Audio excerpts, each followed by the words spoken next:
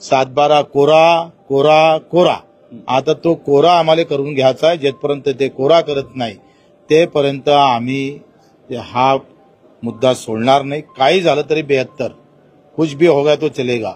नमस्कार शेतकरी मित्रांनो. तर शेतकरी मित्रांनो, रासायनिक खताला मोठ्या प्रमाणात सबसिडी दिली जाते, परंतु शेणखताला दिली जात नाही. कारण की शेणखताला सबसिडी का देत नाही असा प्रश्न बच्चू कडू माजी आमदार यांनी सरकारला उपस्थित केलेला आहे.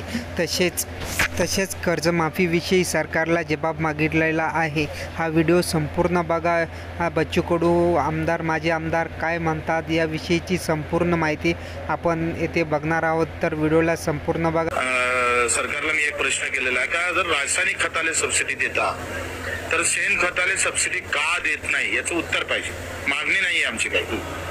रासायनिकला देता तर शेण खताला का देत नाही ते पण त्यांनी मान्य केलं की त्याचं उत्तर आम्ही देऊ. आणि दुसरं कर्जमाफीचं ते बोलले का सरकार. तर शेतकरी मित्रांनो, तुम्हाला काय वाटते की सरकारने सेंद्रिय खताला सबसिडी देणे योग्य की अयोग्य? आम्हाला कमेंटद्वारे जरूर कळवा. तर शेतकरी मित्रांनो, शासन मोठमोठ्या योजना राबवतात, परंतु त्या शेतकऱ्यांच्या हितासाठी कोणत्या योजना योग्य असतात या संदर्भात माजी आमदार बच्चू कडू साहेब यांनी काय म्हटले आहे, व्हिडिओला संपूर्ण बघा. लाडक्या बहिणीचा याचा काही संबंध नाही आहे. 7 लाख कोटीच्या बजेटमध्ये 45-40 हजार कोटी जातं आणि कर्जमाफीले 35 ते 40 हजार कोटी लागतं. त्यांना फार मोठा विषय नाही आहे. उलट आम्ही पाहतोय का शक्तीपीठ असेल, इकडे कोणता समुद्री मार्ग असेल किंवा पुणे मेट्रो असणार, या सगळ्या योजना मी नेहमी सांगतो. माझा आरोप काय का योजना कोणत्या बजेटमध्ये केल्या ज्याच्यातून कमिशन मिळतं. म्हणजे म्हणायचं काय आहे सर? तेच मी म्हणतोय. आता अधिक काय स्पष्ट म्हणू.